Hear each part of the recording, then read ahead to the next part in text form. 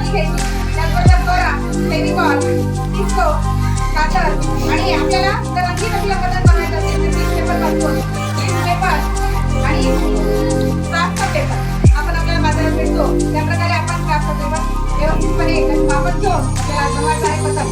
चला तर मग बनवूया पतंग. हा पेपर आहे. हा पेपर चौरस आकारामध्ये कापून घ्यायचा आहे. हा आहे आयताकृती. बघा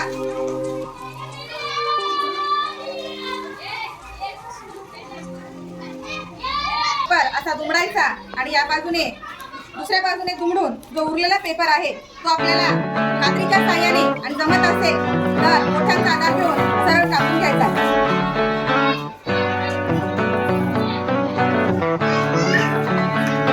आता हा कागद आपल्याला सरळ दिसत नाही म्हणून आपल्याला थोडासा सारखं माप येईल असा आपल्याला माप करूया.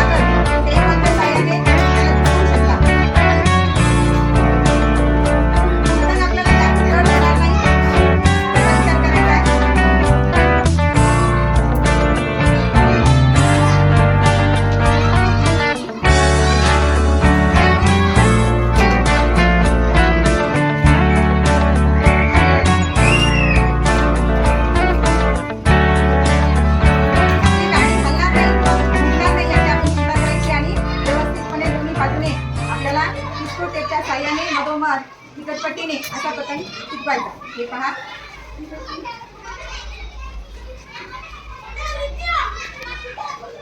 हे आता पुन्हा आपल्याला एक सरळ काडी लावायची आहे. हे पहा ही जरा वजनदार वाटत असेल तर आपण तिला थोडंसं काढून कमी करू शकता. माप घ्या बरोबर आपल्या पतंगाच्या मधोमध जितका माप येईल तितकी काडी तोडायची आणि मग आपल्याला पतंगाच्या मध्ये ही काडी लावायची आहे. हे पहा असं बघून घ्या. ती पण काडी आपल्याला मधोमध लावून डिस्को टेपने चिटकवायची आहे.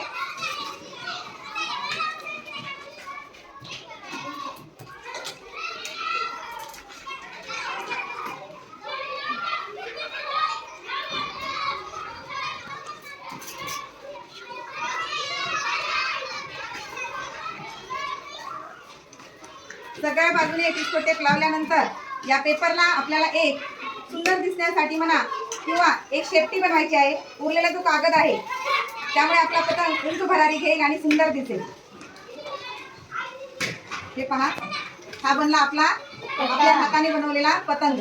आता या पतंगाला खालच्या बाजूने एक शेपटी लावू आपण.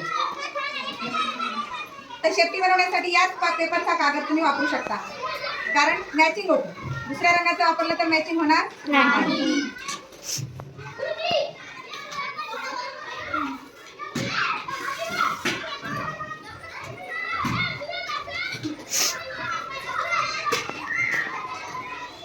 जास्त लांबीची शेपटी बांधली तर आपला पतंग काय होतो वजनाने जास्त होतो. आलं का लक्षात?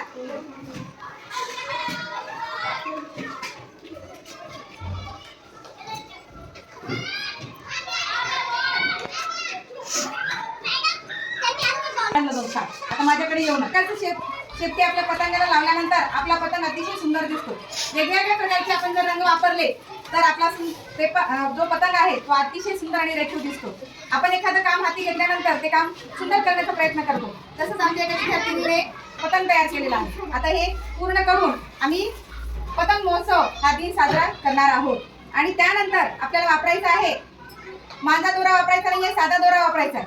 मांजा दोऱ्यामुळे आपल्या पक्ष्यांना खूप सुरक्षा बाळगता येत नाही. ते आपल्या उडवण्याच्या दोरीमध्ये सापडतात आणि ते मरण पावतात. त्यामुळे आपल्याला मांजा दोरा वापरायचा नाहीये, तर आपला घरगुती साधा दोरा वापरायचा आहे. 2 पतंगाच्या या 2 ठिकाणी छिद्र पाडायचं आणि आपल्याला तो दोरा मध्ये लावायचा आहे.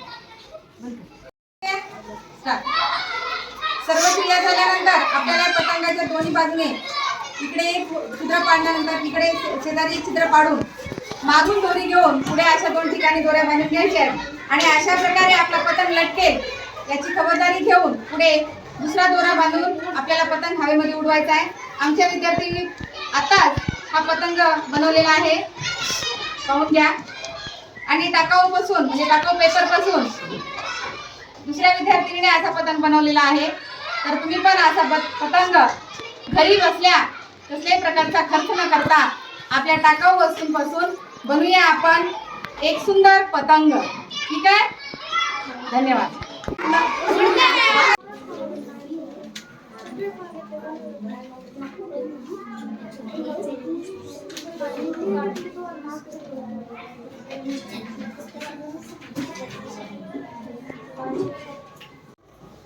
टाटा बोलती राहुल तिकडून टिकेट आहे.